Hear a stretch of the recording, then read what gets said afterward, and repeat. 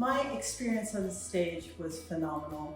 Everyone was so kind and supportive and encouraging. It was just a wonderful experience. I really am enjoying my time here.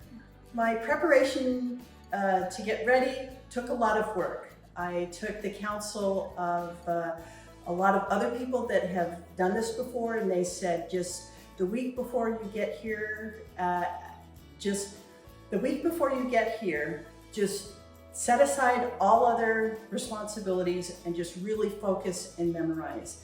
And so that's what I did. I just kept repeating and memorizing it and writing it longhand and just trying to do my best.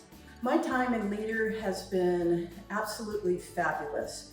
I love the short little videos, the lessons. I haven't gone through all of them yet, but I've just found them very manageable, very instructive, very informative, and very attainable. That's something that was really important to me. Just little baby steps, and that's really helped me.